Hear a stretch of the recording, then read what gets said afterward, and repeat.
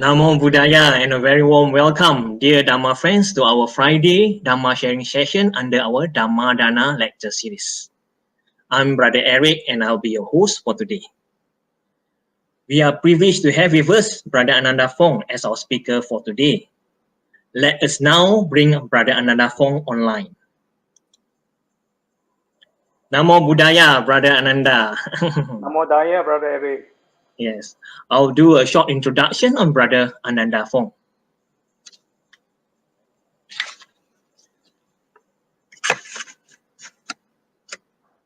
Brother Ananda Fong was a student, facilitator, and deputy principal at the Buddhist Institute Sunday Dhamma School at Buddhist Mahavihara, Kuala Lumpur.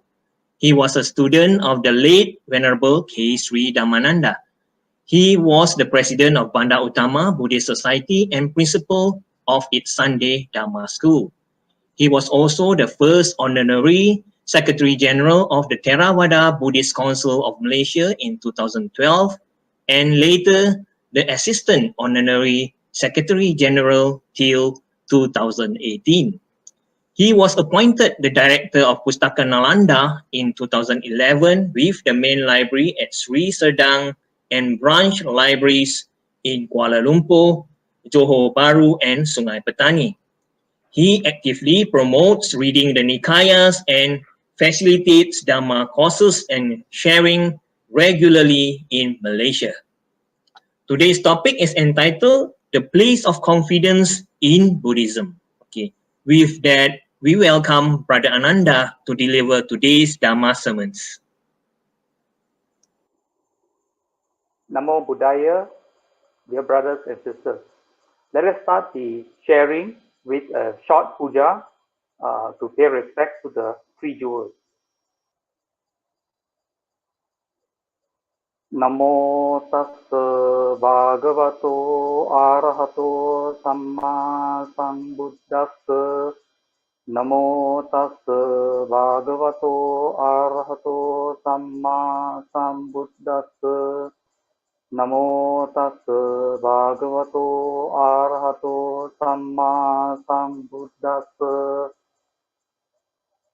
Buddhang saranang gacchami, Dhammang saranang gacchami, Sanghang saranang gacchami.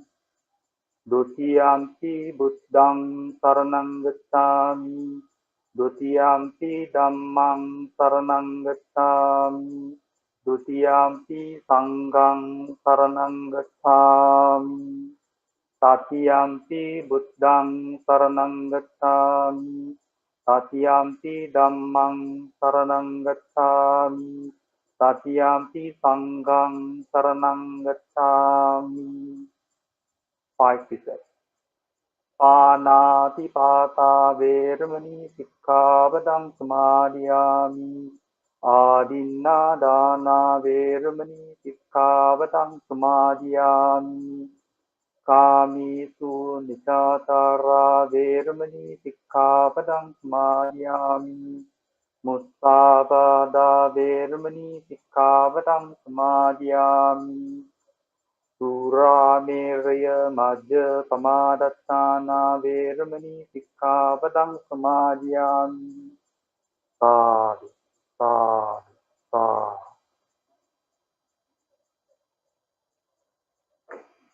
As Brother Eric just now introduced, the topic for this evening sharing is the place of confidence in Buddhism. Here, the Pali word we are talking primarily about is Saddha, frequently translated as faith, but can also be rendered as confidence. As we go through life, all living beings seek a happy life, a contented and unthreatening way of life. And as you look through the social media, you can find many kinds of advices from various people. Here is just an example of 26 strategies for a happy life. There are yet many other ideas on how to achieve a happy life. But whatever we do, there are certain characteristics of nature, of life. From the pictures, you can see We are born, we grow up, hopefully we have good friends, and as we grow older and older, we find jobs, we find our love, we have companionship, we build a family. But as time goes on, this impermanence pressure makes us old. We get old, and sooner or later, our partner, our spouse may pass away, and we ourselves will pass away.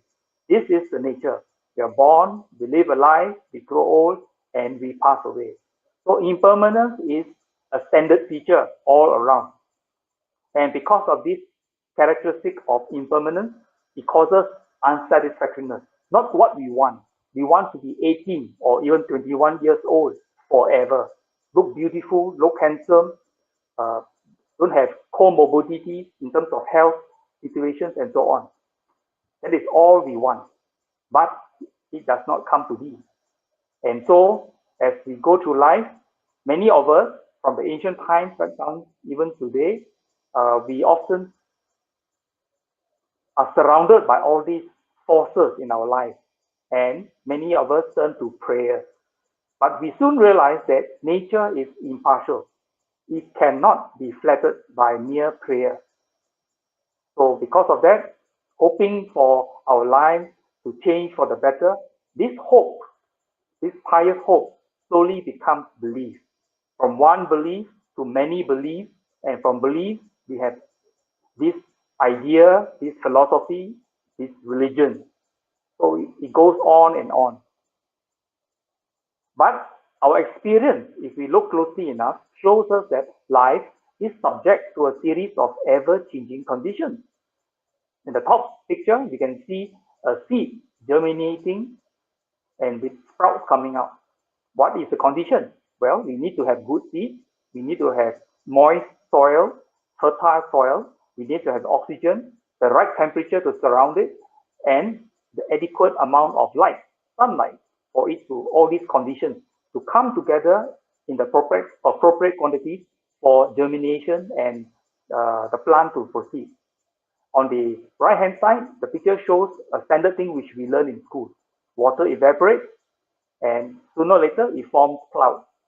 And under certain conditions, these clouds will cause precipitation, what we call rain, raining on the mountainside, hillside, which flows down via streams, which form lakes, rivers, and then it goes back down to the sea. And the cycle repeats. This we see happening all around us every day. So for those people who are particularly interested in various kind of forces, and some might call it God, some insist that Buddhism is a religion, and therefore being religion, they insist that religions must have a God. And so Buddhism being often regarded as a religion, there's an expectation that there is a Buddhist God too. Unfortunately, the Buddha didn't talk about this. Ajahn Buddhadasa, in his wisdom, mentioned that the law of nature is the law of conditionality.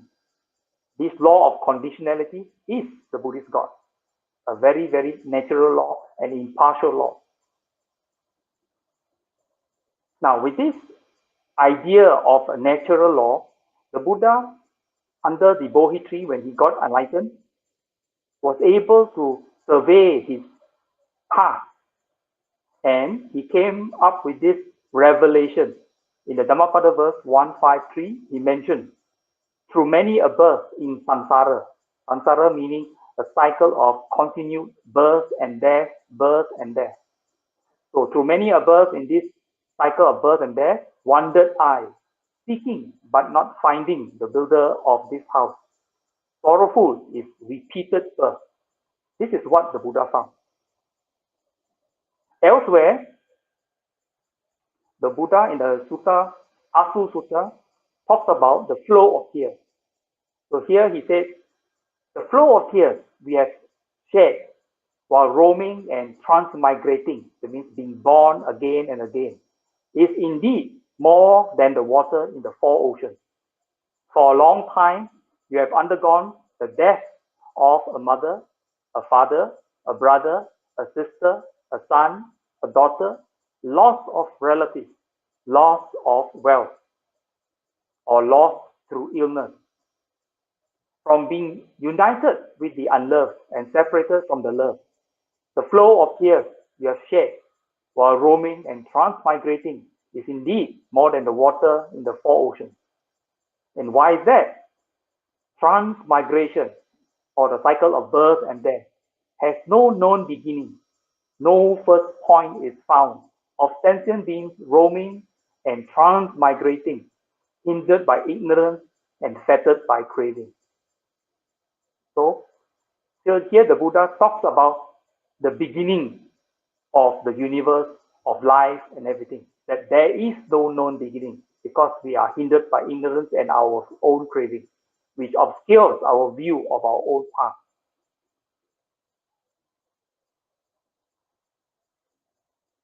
Soon after his enlightenment, the Buddha exclaimed, "O house builder, you are seen. You will not build this house again, for your rafters are broken and your rigid pole shattered. My mind," the Buddha's mind, "has reached the unconditioned. I have attained the destruction of craving." This is in Dhammapada verse 154. So when the Buddha attained enlightenment, his mind attained the unconditioned. By the destruction of craving, he stopped his own continued cycle of birth and death, wandering through this universe. So some people will ask, though often treating Buddhism as a religion, what is Buddhism? Why Buddhism? Why should we learn something about Buddhism? Well, in this particular verse from the Vinaya Pitaka, the Mahavagga, the Buddha was sending off the first 60 enlightened disciples, and he mentioned, out of compassion for the world, the monks should go forth and teach the Dhamma, teach what they have discovered, what the Buddha has shared with them, for the benefit, for the happiness, for the welfare of gods and human beings. So in essence, Buddhism is for our benefit, is for our happiness and for our welfare. Here is a quick rundown on the qualities of the Dhamma. Dhamma means the teachings of the Buddha, and here at the bottom, the English translation. The Dhamma is well expounded by the Blessed One, to be seen here and now, timeless, inviting verification, leading onward, to be realized by the wise for themselves. Here I would like to mention, highlight two particular important qualities. That the Dhamma is timeless. The Dhamma is likened to the natural laws of the universe, as Ajahn Buddhadasa has earlier said. It is timeless. Whoever heard of gravity having an expiry date? It is always timeless. And the Dhamma invites verification. So the whole of Buddhism doesn't beckon you to just believe. The Buddha invites you, please verify what he has taught you, what he has shared with you, to make sure that you understand it properly for yourself. So investigation is key in Buddhism. In another sutta, called the Ita Sutta, the Buddha mentions something about desirableness, something that everybody wants. Here the Buddha says, House Lord, there are these 5 things that are desirable, beloved, and agreeable, but difficult to obtain in the world. What are the 5? Long life, beauty, happiness, fame, and rebirth in heaven. And I'm sure many of us have many other long lists of things we want. Of these 5 things, House Lord, the Buddha said, I do not teach that they are to be obtained through prayer, nor through wishing. If one could obtain them through prayer or through wishing, who would not obtain them? So here clearly the Buddha says, through time immemorial, our ancient past, right down to the current situation, we are all wishing and praying for this and that. But yet the Buddha says, you cannot just obtain them by mere prayer or through mere wishing. You have to do something. And the Buddha continues, it is not proper that he should pray for rebirth in heaven for long life, for beauty, for fame, and so on. He should rather follow a way of life that is conducive to long life, to health, to fame, to beauty, to rebirth in heaven. By following such a path, he would obtain what is desirable. So that means the Buddha says clearly that there is something for us to do, not the action of praying and wishing. We have to do something more concrete. But what is this action that we need to do? We have to ask ourselves. Well, here is another advice from the Dhammapada, verse number 19. Many Buddhists like to recite sacred texts. And in this particular page, we are comparing the reciting of sacred texts versus practicing the teaching. In this verse 19, the Buddha mentioned, much though he recites the sacred text, but acts not accordingly. That heedless man is like a cowherd who only counts the cows of others. He does not partake of the blessings of the holy life, which means the Buddha downgrades the importance of mere recitation of sacred texts and not practicing the teaching. And the companion verse, number 20, from the Dhammapada, little though he recites the sacred text, but puts the teaching into practice, forsaking greed or lust, hatred and delusion, with true wisdom and emancipated mind, clinging to nothing of this or any other world, he indeed partakes of the blessing of a holy life. So here the Buddha categorically says that practicing the teaching is the most critical. And why is often recitation of sacred texts emphasized? Well, this comes from the long history that in Indian society, during the time of the Buddha, they didn't have paper. Paper was invented by the Chinese. So in China, they were doing a lot of writing. But in India, the method of learning, of passing down knowledge and so on, was by memorization. And memorization is aided by repeated recitation of whatever you have learned. So that's the origin of recitation. But recitation for preservation, for remembering whatever the teacher taught is one aspect. You need to understand what is in the text and then put it into practice. And the practice is the portion which the Buddha emphasized. But as you go on looking for recommendations as to what to do, what kind of teaching from this teacher, that teacher, how are we to evaluate all these ideas which are thrown to us? So of course, today we have books, we have the social media, we have various blogs, and so on. But during the time of the Buddha, in the Kalama Sutta, the Kalamas had a similar problem. There were so many teachers around them, each of them giving different advice. And here, the Buddha advised the Kalamas not to go by reports, by legends, by tradition, by scripture, by logical conjecture, by inference, by analogy, by agreement through pondering views, by probability, or by the thought. This contemplative, this guru, or this monk is our teacher. So it is not by that. But how do we judge? And the Buddha continues. When you know for yourself that these qualities are unskillful, these qualities are blameworthy, these qualities are criticized by the wise, these qualities, when adopted and carried out, lead to harm and to suffering, not just for the person carrying it out, but to the people around them also. And the Buddha advised, then you should abandon them. You should discard them. And the Buddha continues. The judgment is whether those ideas are for welfare or for harm. And so the Buddha continues. When greed, hatred, or delusion arises in the person, the Buddha asks, does it arise for welfare or for harm? And the Kalamas replied, for harm, of course. So this greedy, hateful, or deluded person, overcome by all these defilements, mind possessed by these defilements, they proceed to kill living beings, take what is not given, goes after another person's wife or husband, tells lies, and induces others to do likewise. all of which is for long-term harm and suffering. So, what do you accept? Well, when you know for yourself that these qualities are skillful, these qualities are blameless, these qualities are praised by the wise, these qualities, when adopted and carried out, lead to welfare and to happiness, not just to you, but to everyone, then you should enter and remain in them. Therefore, the criteria should be this state. So you can use your common sense to judge the skillfulness, the blamelessness, whether the certain idea is praised by the wise, and so on.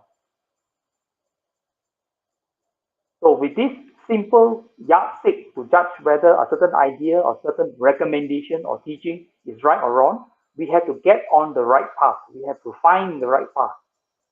And the Buddha says in Dhammapada verse 192, this indeed is the safe refuge.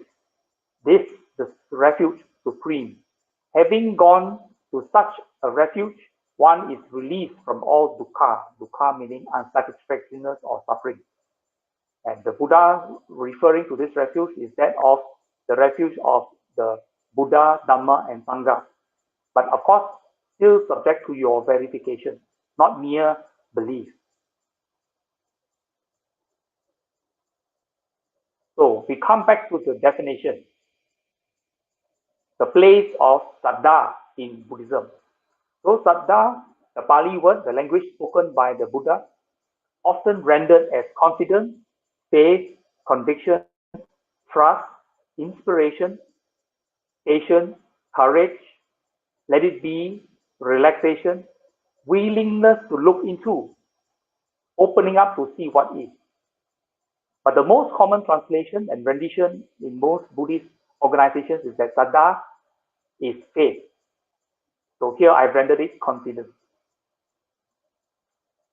Well, on the aspect of this faith, there are various kinds of faith.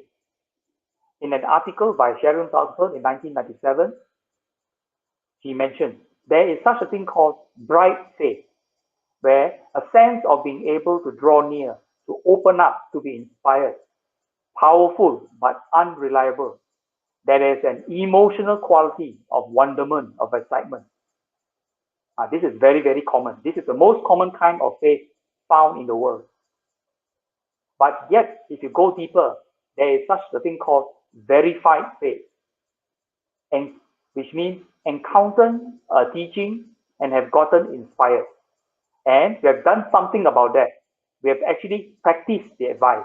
We have explored it. We have dwelled into it for ourselves, not just mere listening to a teacher. So here the picture shows a person who is trying to develop her mind through meditation, to verify things for herself, to see if it is true, does it make sense, and so on. And yet, the deepest faith is that of unshakable faith. In this case, we have experienced something so deeply and strongly that from that point on, there is no turning back. We know from our own experience that this is how things are through our own understanding. Now, you will see the three different kinds of faith, and in Buddhism, the Buddha emphasizes enlightenment as that of unshakable faith. Initially, one may come to learn a certain idea or philosophy or religion through bright faith. And we listen to this teacher and that teacher, seems very inspiring. But if we leave it at that and we continue to go back to this center or to this teacher without inquiring further, often bright faith is likened to blind faith. It is very unreliable. So the Buddha encourages us to go and verify. The Dhamma is inviting investigation. So we have to verify what has been taught.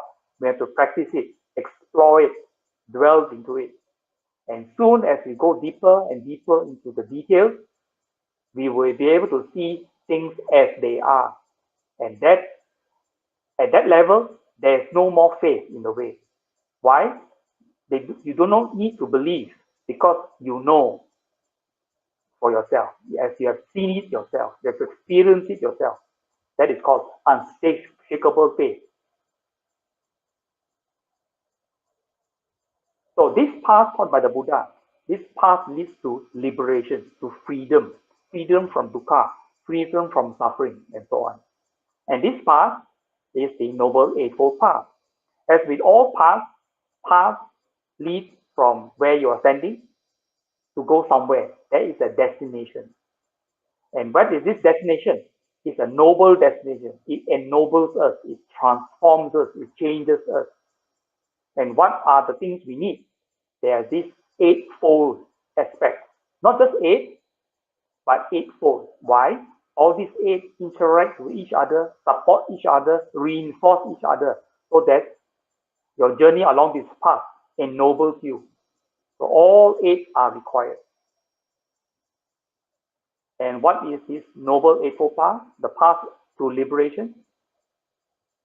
These are perfect view or understanding, perfect intention or thought, perfect speech, perfect action, perfect livelihood, perfect effort, perfect mindfulness, perfect concentration. The Buddha also mentioned that as we go through life, there's a need to make merit. Merit is doing something wholesome, something praiseworthy.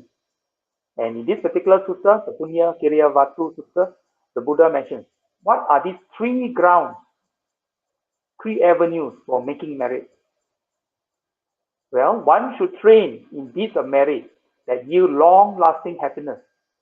This long-lasting happiness is beneficial to us here and now on earth. That is the quality of learning how to give, cultivating virtue, cultivating mental development. So in Pali, dana, sila, bhavana. So by cultivating these three things, these yielding happiness, the wise person is reborn in bliss in an untroubled, happy world. So the practice of giving, of cultivating virtue and mental development aids us, helps us to live a good life. But all this effort to practice this, to do this and that, takes time. Everything is gradual. Everything is step by step. In the Uposatha Sutta from the Udana 5.5, the Buddha mentions, just as the ocean has a gradual swell, a gradual slope, a gradual inclination with a sudden drop-off, only after a long stretch.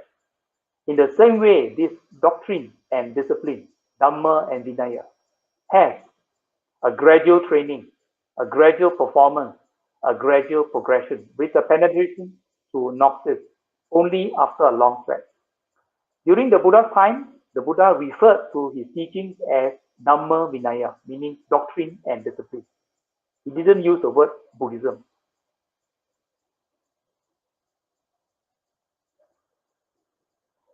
So what is this culture of giving? Why is it so important? Well, in yet another sutta from the Iti Buddhaka, the Buddha mentioned, if beings knew, as I know, the result of giving and sharing, they would not eat without having given, nor would they allow the stain of meanness to obsess them and to take root in their mind. So such is the importance of giving. It is not just mere giving. It is what I call conscientious giving, not expecting anything in return. Wholesome giving, that is the one that bears the most fruit. And this takes practice because it is not often in our nature. Many of us have certain degrees of meanness, of stinginess. So we have to cultivate giving so that we are more liberal. What about the cultivation of virtue? Here the Pali word is called sila. Well, cultivation of virtue starts with abstention. And just now, at the start of this Dhamma sharing, we recited the 5 precepts, 5 training precepts, Pancha Sila. Now, the 5 training precepts are different from commandments. There are no commandments in Buddhism. There are only training precepts, self-development, so that we can develop ourselves from our current status up to a high level of virtue. And what do you do in these 5? We abstain from killing living beings. We abstain from taking what is not given. We abstain from sexual misconduct. We abstain from false speech. We abstain from taking intoxicants or anything that causes heedlessness. These are the basic 5 precepts that help us to develop, and these practices protect us.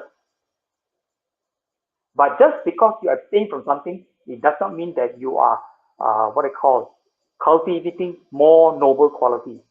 And therefore, the opposite of abstention, which means opposite of killing, is to save life. These form the 5 ennoblers.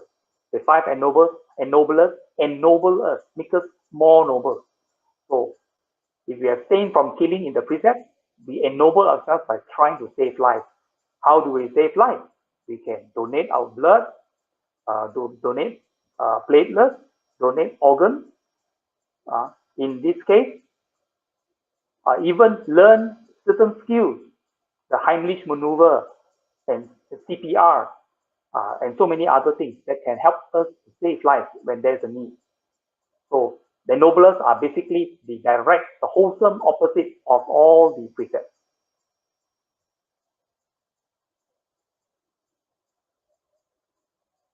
Here, we need to continue by cultivating our mind.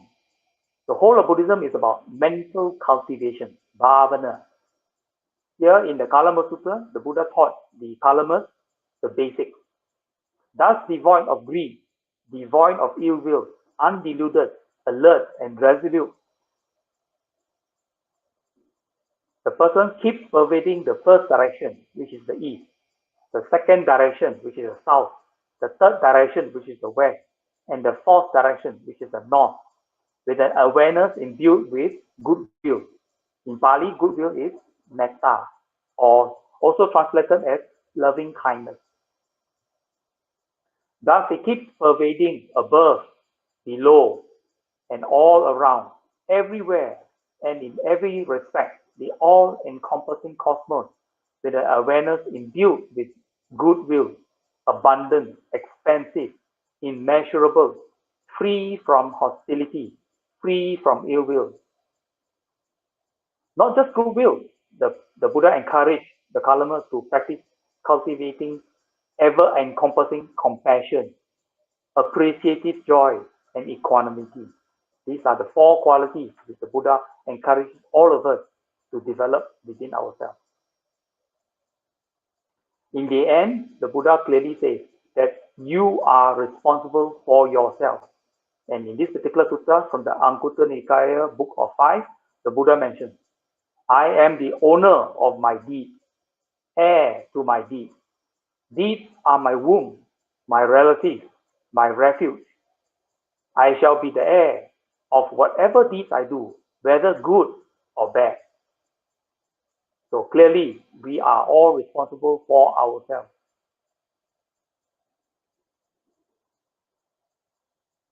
Coming back to the aspect of confidence, faith, or the Pali term called Saddha, accomplishment of confidence. In the Digajanu Sutta, the Buddha was posed some questions from a lay person asking about what kind of things he could do to have worldly progress.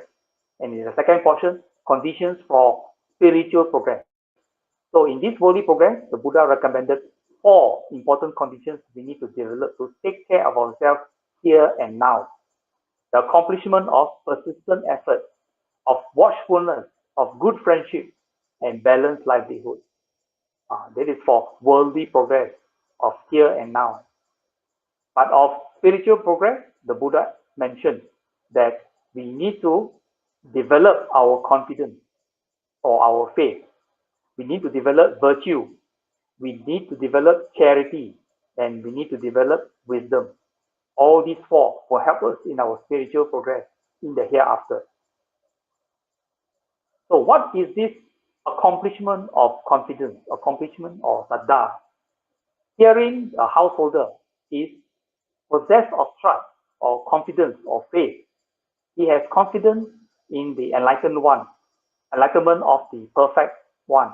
That means that confidence in the enlightenment of the Buddha. Thus, indeed, is this blessed one. He is the pure one, fully enlightened, endowed with knowledge and conduct, well gone, the knower of the world, the incomparable leader of men to be tamed, the teacher of gods and men, all-knowing and blessed. This is called the accomplishment of confidence. But for beginners, this will be difficult to achieve because it is as if the Buddha is asking you to just blindly trust him. No, that is not the intent. The intent is that we have to build up your confidence in the Buddha. The Buddha has to prove himself, as the Buddha elsewhere would say. How is that possible? Well, by taking some basic teaching which the Buddha has taught, you try it out for yourself, you verify that it works for yourself, you practice those teachings. As you practice little by little bit, you see the significance, the gains you achieve in your person, and with that, then you come to know for yourself, not what somebody says that you should do, but you come to know for yourself that what the Buddha taught works. I can verify it for myself. With that, your confidence, your faith, your trust in the Buddha grows. And with that, in time, this confidence is absolute. And therefore, you can fulfill this accomplishment of Saddha, accomplishment of confidence.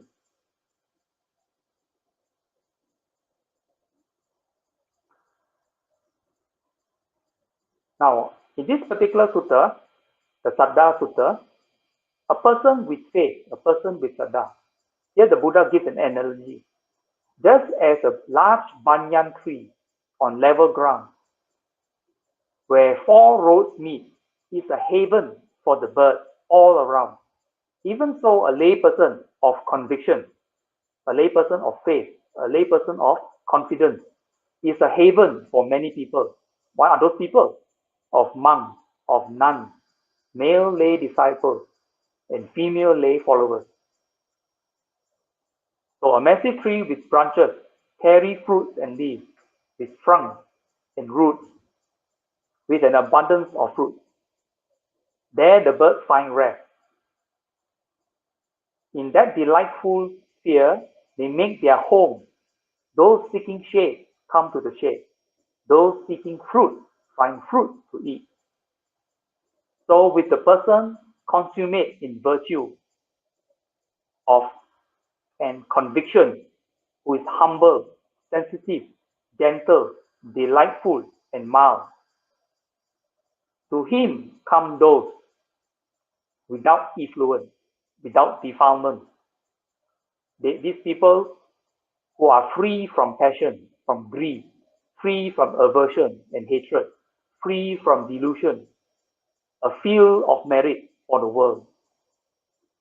A person who is free from influence, as the Buddha would mention, is an arahat, a person who is fully enlightened, who has got rid of greed, hatred, and delusion. So these arahats will teach this person of virtue, of conviction, who is humble, sensitive, gentle, delightful, and mild, will teach the Dhamma that dispels all dukkha, all suffering, all unsatisfactoriness. And when he understands, he is freed from this same influence, becoming totally liberated. So a faithful person attracts all these, what they call, enlightened beings who will share the Dhamma, their experience with him. And if he understands and he practices it, he too will be free from influence, totally liberated. Of course, some of you may be asking, and here the verse says, and when he understands, how can that be? What do you need to do to understand this? Well, in another sutta, the Buddha gives a little bit more detail. So, in this Saddha Sutta, or sometimes called the Apana Sutta, the Buddha mentions, Sir, a noble disciple who is sure and devoted to the realized one, or devoted to the Buddha, would have no doubt or uncertainty about the realized one or his instructions. You can expect that a faithful, noble disciple will live with energy roused up for giving up unskillful qualities and embracing skillful qualities. They are strong, staunchly vigorous, not slacking off when it comes to developing a skillful quality. For their energy is the faculty of energy. And you can expect that a faithful, energetic, noble disciple will be mindful with utmost mindfulness and alertness, able to remember and recall what was said and done long ago. For their mindfulness is the faculty of mindfulness. So on this page, you can see that a person, a faithful, noble disciple, that means a noble, faithful student, a confident student who is confident in the enlightenment of the Buddha, will have his energy roused up, and he will put in the necessary work to give up unskillful qualities and embrace skillful qualities. He will work on developing all these qualities. And in so doing, this person will also develop mindfulness. So the sutta continues. You can expect that the faithful, energetic, and mindful noble disciple will, relying on letting go, gain immersion, gain unification of mind. For their samadhi, samadhi is a Pali word for unification of the mind, or some other texts you might use the term concentration, which means the person is not easily distracted. Most of us are distracted. We can't even sit for 5 minutes looking and paying attention to one particular item. But with samadhi, the person is absolutely immersed in that item. No wandering of mind. So in the last paragraph, you can expect that a faithful, energetic, mindful, noble disciple with their mind immersed in samadhi will understand. So with these qualities, will understand, will have wisdom aroused. He will see that transmigration has no known beginning. No first point is found of sentient beings roaming and transmigrating, hindered by ignorance, fettered by craving. But when that dark mass of ignorance fades away and ceases with nothing left over, that state is peaceful and sublime. So, with faith and energetic pursuit of practice, the person develops mindfulness. And when the person develops mindfulness, he directs the mind to develop deeper and deeper immersion of the mind or concentration. And with that as a supporting factor, the person's wisdom will grow.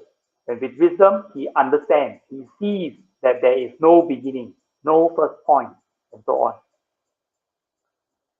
So that is the sealing of all activity, the letting go of all attachment, the ending of craving, fading away, cessation, extinguishment. For their noble wisdom is the faculty of wisdom. So when the noble disciple have tried again and again, recollected again and again, entered immersion or concentration again and again, and understood with wisdom again and again, they will be confident of this. I have previously heard of these things, but now I have direct meditative experience of them and see them with penetrating wisdom. Remember earlier in our set of slides, we were talking about the 3 different kinds of faith, of bright faith, of verifiable faith. Here, we are talking about seeing things for themselves with penetrating wisdom. This is the arising of unshakable faith. So this paragraph ends with, for their faith is the faculty of faith. So with this, the person has practiced well enough that the person has got rid of dukkha and has become liberated. Here, I'd like to go back to the first paragraph of this particular page, the mentioning of end of craving, fading away, cessation, extinguishment. Here, the Buddha is referring to the nibbanic quality. That means the person is able to let go and be able to experience and see nibbana for himself. In the end, we can all summarize the Buddha's teaching and practice down into this 4-line stanza found in the Dhammapada. This Dhammapada verse 183. To avoid evil, to do good, to purify your mind. This is the teaching of the Buddha. So if you can't remember all the earlier steps of this sharing session, this particular 4-line stanza is ever critical. It not only summarizes the teachings of the Buddha, it basically tells you plainly what we need to do on a daily basis. We need to avoid evil. And how do you avoid evil? By practicing the precepts as a minimum, to give up unskillful state. The next step, we have to perform wholesome action by doing good. Doing good is the ennobling quality. That means the opposite of the 5 precepts. We have to give up the unskillful action. We have to cultivate skillful action. We have to develop our virtues also. And we have to move on to purifying our mind, mental cultivation. And the Buddha's advice to the Kalama was that of cultivating goodwill, compassion, appreciative joy, and equanimity. And just recently, we were talking about immersive meditation and so on. These are various aspects of purifying our mind. So this 4-line stanza basically summarizes the whole of the training that we need to do to help ourselves to attain happiness, to attain liberation for ourselves. This is the Buddha's gift to all mankind. That was the end of the sharing this evening. Sabbe satta sukhi hontu. May all beings be happy.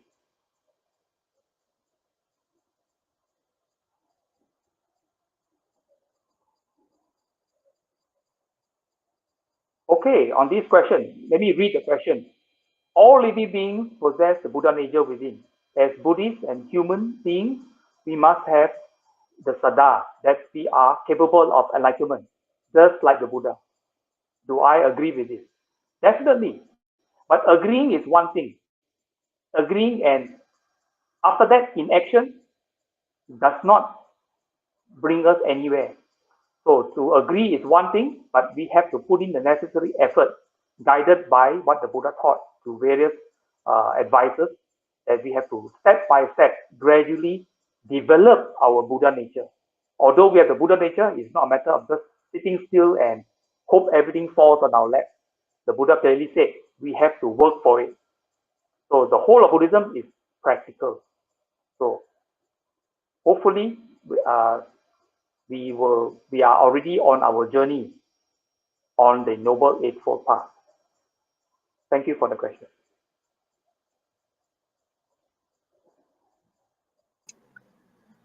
Okay, it seems that that's about all our questions here today.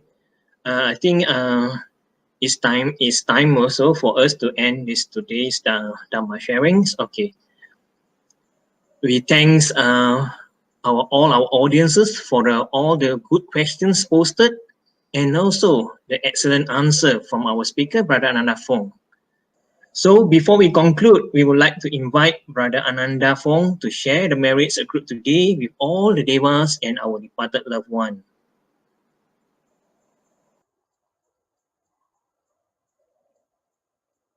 As is common in Buddhist circles, after listening to the Dhamma, to share the Dhamma, we have generated some wholesome deeds, some wholesome merit, for which we can dedicate it to other living beings.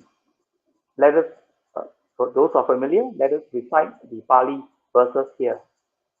Akha sattha bhummatha deva naga mahittika punyang tang anumoditva tirang rakkantu sasanang tirang rakkantu desanang tirang rakkantu mamparanti etha vata amhehi sampatang punya sampatang Sabbe Deva, Sabbe Buddha, Sabbe Sattva, Anumodantu, Sabba Sampatti Siddhya.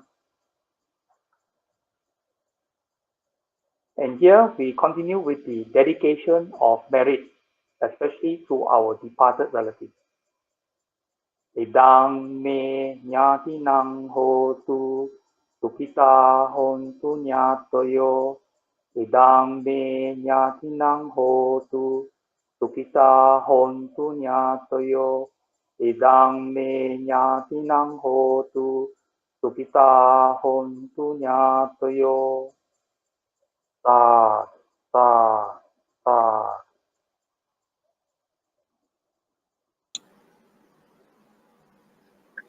Okay, now we have come to the end of our Dhamma sharing. On behalf of Buddhist Mahavihara, we would like to extend our highest thanks to Brother Ananda Fong, our generous sponsor, and to all our audiences present today. May all be well, peaceful, and happy. Sadhu, sadhu, sadhu.